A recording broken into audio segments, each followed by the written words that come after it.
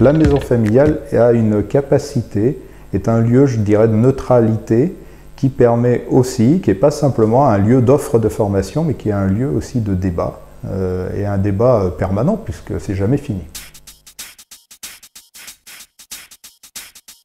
Je crois qu'il y a peut-être un sujet parfois un petit peu tabou. Quand une maison familiale réussit très bien, j'allais dire parfois presque trop bien, elle devient un centre de formation un peu traditionnel, qui propose une offre de formation par alternance qui est intéressante. Elle a un ancrage territorial par le fait que les jeunes ont une partie du temps de formation dans les entreprises du territoire, donc ça c'est pas inintéressant.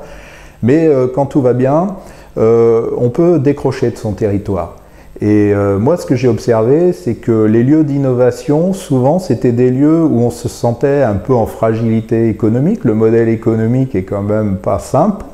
On n'a pas full d'inscriptions, donc il faut trouver des ressources complémentaires. Et là, l'association, de par ses statuts, commence à regarder que la maison familiale, c'est un outil au service du développement local.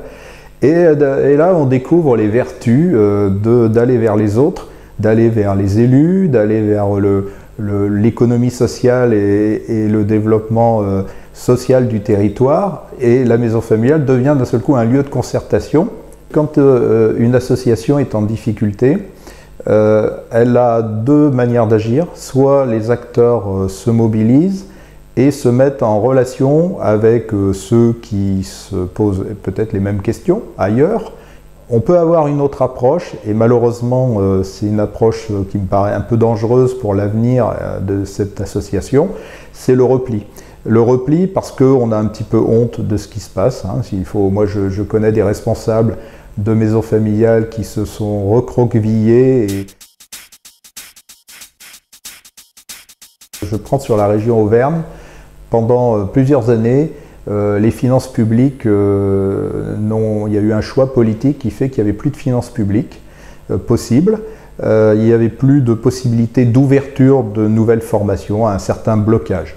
Donc il y a eu plusieurs pistes qui ont émergé, notamment de développer de la formation pour adultes, qui n'était pas le cœur de métier, c'était plus une formation pour jeunes. Donc dans quasiment la totalité des 11 maisons familiales d'Auvergne, il y a eu de la formation continue qui a été développée. Il y a eu aussi la recherche de ressources complémentaires, mais en lien avec de vraies problématiques du territoire. C'est des territoires qui sont très touristiques. Finalement, se dire notre internat pour accueillir les jeunes est vieillissant, plus trop attractif. Comment trouver le moyen de le rénover alors qu'on n'a pas d'argent? Et finalement, en se tournant vers les acteurs du territoire et du tourisme, qui sont à la recherche de lieux semi-collectifs ou collectifs pour renforcer l'accueil, eh bien, on peut trouver des sources de financement qui arrangent tout le monde. Aujourd'hui, il y a tellement de normes. Des communes sont en difficulté pour avoir leur propre production de repas pour des petites écoles rurales. Eh bien, la maison familiale est vue comme un lieu précieux. Et d'un seul coup, l'association est vue comme un acteur important, essentiel du territoire. Quand vous allez sur cette méthode, qui au départ un peu, bon, on le dit, c'est par nécessité, il y a une question vitale, c'est presque de survie, et puis vous découvrez la richesse des liens qui sont créés avec des personnes qui ont les mêmes préoccupations que vous, parce que bon, les acteurs du tourisme, pour eux, c'est vital de pouvoir développer ce tourisme pour l'avenir et l'économie de la petite région.